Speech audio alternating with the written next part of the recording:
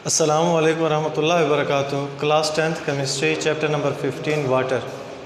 Last time जो हमने पढ़ा था वो methods for the removal of hardness को ख़त्म करने के तरीक़ों के बारे में पढ़ा था। हार्डनेस की दो टाइप होते हैं बेसिकली, टेम्परेरी हार्डनेस और परमानेंट हार्डनेस। प्रीवियस वीडियो में जो हमने पढ़ा था वो टेम्परेरी हार्डनेस के बारे में पढ़ा था कि टेम्परेरी हार्डनेस किस वजह से होती है और उसको किन मेथड से रिमूव किया जा सकता है। आज के वीडियो लेक्चर में जो हम पढ़ने जा रहे हैं वह इसकी second type permanent hardness. Permanent hardness एक ऐसी हार्डनेस है जिसमें वाटर के अंदर पैदा हो जाते हैं चार तरह के कंपाउंड। वो है calcium sulphate, magnesium sulphate, calcium chloride and magnesium chloride. तो अगर वाटर के अंदर calcium sulphate, magnesium sulphate, calcium chloride या मैग्नीशियम क्लोराइड पैदा हो जाएं तो इस किस्म की जो हार्डनेस है वो परमानेंट हार्डनेस कहलाती है। परमानेंट हार्डनेस को ख़त्म करने के लिए बेसिकली दो तरीके इस्तेमाल किए जाते हैं। इन दो तरीक़ों की मदद से परमानेंट हार्डनेस को ख़त्म किया जा सकता है। तो सबसे पहला जो तरीका है वो है बाय यूजिंग वाशिंग सोडा, कि वाशिंग सोडा इस्तेमाल करके परमानेंट हार्डनेस को ख़त्म किया जा सकता है। और दूसरा है बाय यूजिंग सोडियम ज़ियोलाइट। तो ये दो तरीके इस्तेमाल करके हम परमानेंट हार्डनेस को ख़त्म कर सकते हैं। तो वाशिंग सोडा इस्तेमाल करके और सोडियम ज़ियोलाइट इस्तेमाल करके पानी में मौजूद इन कंपाउंड को इजीली रिमूव किया जा सकता है, जिससे पानी हार्ड वाटर से सॉफ्ट वाटर में कन्वर्ट हो जाता है। तो सबसे पहला जो मेथड है बाय यूजिंग वाशिंग सोडा, के वाशिंग सोडा इस्तेमाल करके परमानेंट हार्डनेस को ख़त्म किया जा सकता है। अब वाशिंग सोडा दरअसल इसका जो केमिकल फार्मूला है वो है Na2CO3 और इसे केमिकली नाम देते हैं सोडियम कार्बोनेट का। तो सोडियम कार्बोनेट फार्मूला इसका Na2CO3 और इसे कॉमन नेम जो है वो वाशिंग सोडा है। और इस केमिकल को यूज़ करके हम परमानेंट हार्डनेस को ख़त्म कर सकते हैं। अब इस तरीक़ाकार में होता क्या है कि सबसे पहले सेपरेटिंग टैंक लिया जाता है। उस सेपरेटिंग टैंक के अंदर भर दिया जाता है हार्ड वाटर, ऐसा हार्ड वाटर जिसमें calcium sulphate, magnesium sulphate, calcium chloride या मैग्नीशियम क्लोराइड मौजूद हो। अब ये जो वाटर है ये हार्ड वाटर है। अब इस हार्ड वाटर के अंदर डाल दिया जाता है sodium carbonate, washing soda Na2CO3। तो जब सोडियम कार्बोनेट को हार्ड वाटर में डाला जाता है तो इन दोनों को फॉर सम टाइम शेक किया जाता है। शेक करने के बाद फिर इसे स्टिल पोजीशन में रखा जाता है। जब इसे स्टिल पोजीशन पर रखते हैं तो होता क्या है कि हमें टू लेयर्स हासिल होती हैं। एक लेयर लिक्विड की होती है और दूसरी लेयर जो होती है वो सॉलिड की होती है इन द बॉटम। जो सॉलिड लेयर होती है या तो ये कैल्शियम कार्बोनेट की होती है या फिर मैग्नीशियम कार्बोनेट की होती है। और इसमें ऊपर जो लिक्विड लेयर होती है वो होती है वाटर की कंसिस्टिंग सॉल्ट, जिसके अंदर सॉल्ट मौजूद होता है। तो दो लेयर्स हासिल होती हैं। जब हार्ड वाटर में सोडियम कार्बोनेट को डालते हैं तो टू लेयर्स हासिल होती हैं। एक सॉलिड लेयर जो कि बॉटम में होती है वो कैल्शियम कार्बोनेट या मैग्नीशियम कार्बोनेट की होती है, और जो अपर लेयर होती है वो वाटर की होती है जिसमें सॉल्ट डिज़ोल्व होता है। इन दोनों लेयर्स को सेपरेट कर देते हैं। सेपरेट करने के बाद जो लिक्विड लेयर है जिसमें वाटर मौजूद है, वाटर कंटेनिंग सॉल्ट, इस लेयर को अलग टैंक में डालकर इसे हीट अप करते हैं, बॉयल करते हैं। 100 डिग्री सेंटीग्रेड पर बॉयल करते हैं। बॉयल होने पर होता क्या है, जो वाटर है वो वेपर्स में कन्वर्ट हो जाता है और फिर इन वेपर्स को कंडेंसर में ठंडा करने के बाद इन्हें अगेन लिक्विड स्टेट में लाया जाता है। बाकी इसके बॉटम में जो सॉल्ट है in the form of crystal इसके बॉटम में बैठ जाएंगे। तो इस तरीके से उस वाटर में से सॉल्ट को रिमूव किया जाता है और यहाँ पर जो वाटर हासिल होता है कंडेंसर के अंदर वो वाटर कम्प्लीटली सॉफ्ट वाटर होता है। तो इस तरीके से सोडियम कार्बोनेट को यूज़ करके वाटर में मौजूद calcium sulphate, magnesium sulphate, calcium chloride या मैग्नीशियम क्लोराइड को इनसॉल्युबल कार्बोनेट की सूरत में कन्वर्ट किया जाता है। फिर इन कार्बोनेट को लिक्विड स्टेट से अलग किया जाता है। फिर उसी लिक्विड वाटर को जिसमें सॉल्ट है उसमें से सॉल्ट को रिमूव करने के लिए उसे 100 डिग्री सेंटीग्रेड टेम्परेचर पर बॉयल करते हैं। सॉल्ट नीचे बैठ जाता है, वाटर वेपर्स में कन्वर्ट हो जाता है। फिर उन वेपर्स को कंडेंसर में हम अगेन लिक्विड स्टेट में लेकर आते हैं और जो वाटर हासिल होता है वो कम्प्लीटली सॉफ्ट वाटर होता है जिसमें किसी किस्म के कंपाउंड मौजूद नहीं होते।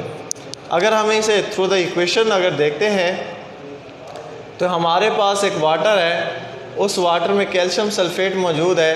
तो यहाँ पर नीचे एक्वस लिख रहे हैं केमिकल फार्मूले के नीचे। एक्वस से मुराद ये है कि जो कैल्शियम सल्फेट है ये उस वाटर में डिज़ॉल्व फॉर्म में है। इसमें हम डालते हैं सोडियम कार्बोनेट। सोडियम कार्बोनेट जो होता है वो सॉलिड स्टेट में होता है तो इसके नीचे ऐसे लिख रहे हैं। तो जो प्रोडक्ट हासिल होता है वो हासिल होता है कैल्शियम कार्बोनेट CaCO3 जो सॉलिड स्टेट में होता है और साथ हासिल होता है Na2SO4 सोडियम सल्फेट और ये एक्वस फॉर्म में होता है। अब ये जो सोडियम सल्फेट है कैल्शियम कार्बोनेट तो पानी से रिमूव किया गया है। ये जो बाकी जो लिक्विड हासिल होता है उस लिक्विड में सॉल्ट डिज़ॉल्व होता है सोडियम सल्फेट। उस सॉल्ट को रिमूव करने के लिए इसे बॉयल करते हैं 100 डिग्री सेंटीग्रेड पर जिससे सॉल्ट अलग हो जाता है और वाटर भी अलग हो जाता है। तो वॉशिंग सोडा यूज़ करके हम परमानेंट हार्ड वाटर को सॉफ्ट वाटर में कन्वर्ट कर सकते हैं। सेकंड मेथड जो है वो है by using sodium zeolite. Sodium zeolite को इस्तेमाल करके भी परमानेंट हार्डनेस को ख़त्म किया जा सकता है। तो सोडियम जियोलाइट होता क्या है? सोडियम जियोलाइट दरअसल एक केमिकल है, एक रेज़न है और ये रेज़न हासिल होता है रबड़ प्लांट से।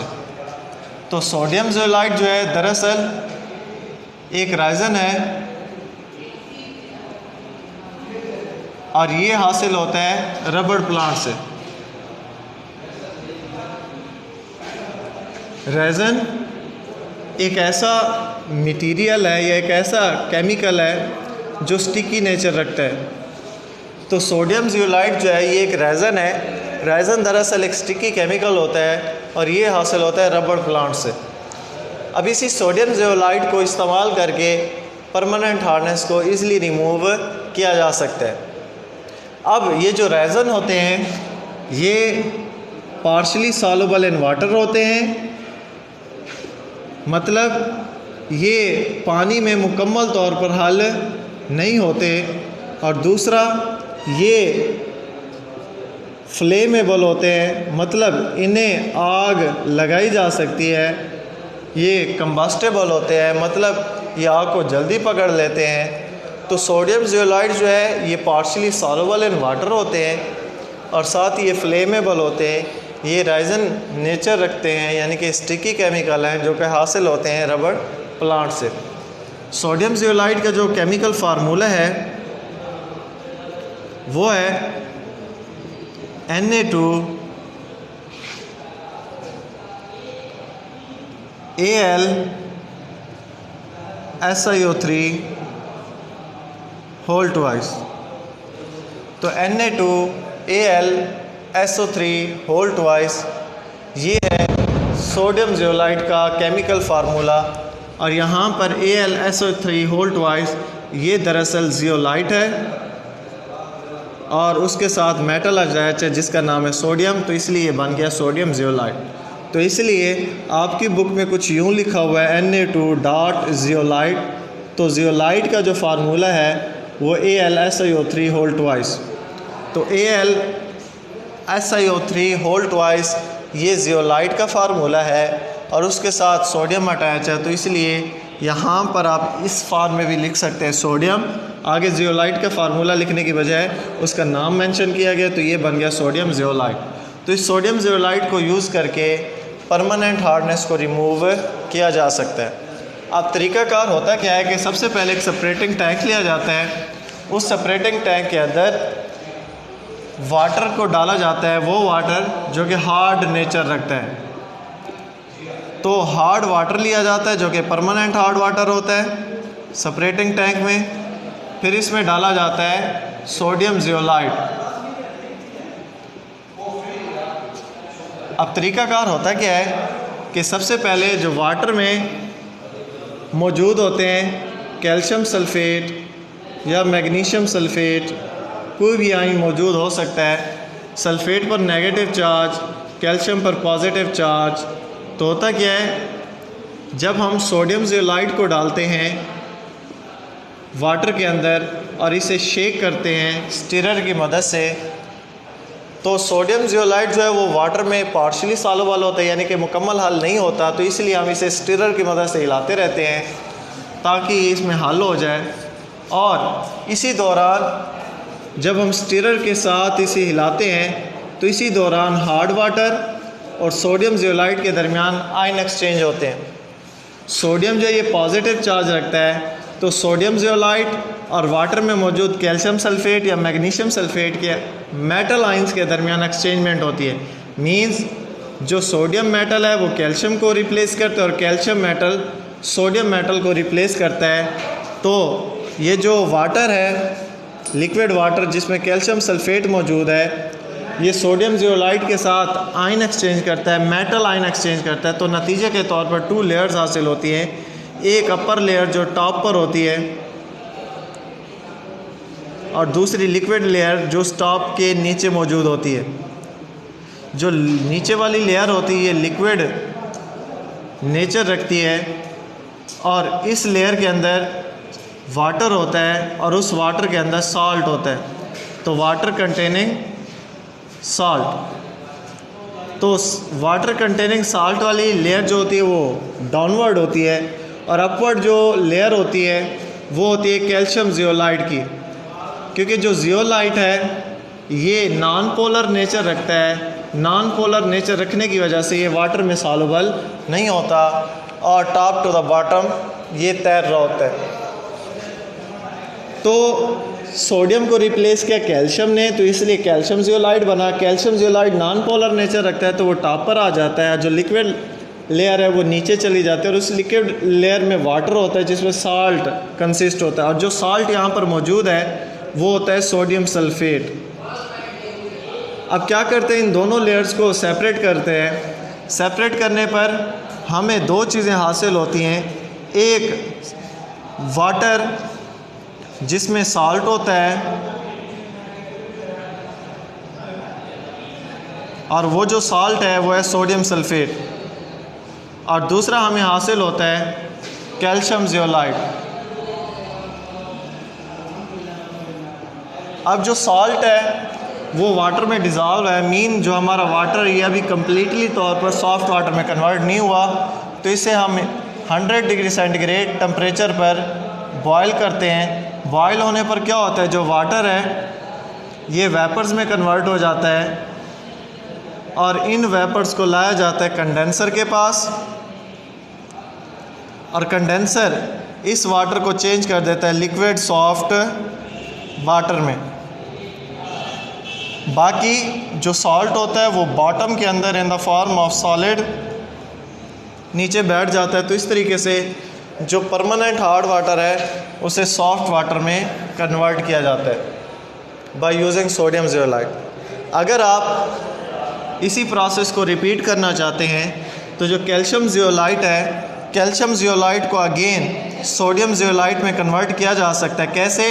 जब कैल्शियम जियोलाइट का अगेन रिएक्शन कराते हैं सोडियम क्लोराइड के कंसनट्रेटेड सॉल्यूशन के साथ, तो जब सोडियम क्लोराइड के कंसनट्रेटेड सॉल्यूशन के साथ कैल्शियम जियोलाइट का रिएक्शन करते हैं तो नतीजे के तौर पर बनता है सोडियम जियोलाइट और साथ ही हासिल होता है कैल्शियम क्लोराइड। तो इस तरीके से सोडियम ज़ियोलाइट को अगेन दोबारा बनाया जा सकता है ताकि प्रोसेस को हम अगेन रिपीट कर सकें। कैसे? जब कैल्शियम ज़ियोलाइट का सोडियम क्लोराइड के कंसनट्रेटेड सॉल्यूशन के साथ रिएक्शन कराते हैं तो कैल्शियम ज़ियोलाइट चेंज हो जाता है सोडियम ज़ियोलाइट में। तो इस तरीके से सोडियम ज़ियोलाइट को इस्तेमाल करके हम परमानेंट हार्डनेस को इजीली रिमूव कर सकते हैं। तो ये दो मेथड हैं परमानेंट हार्डनेस को रिमूव करने के। उम्मीद है आपको ये टॉपिक अच्छी तरीके से समझ आ गया होगा। अल्लाह हाफ़िज़।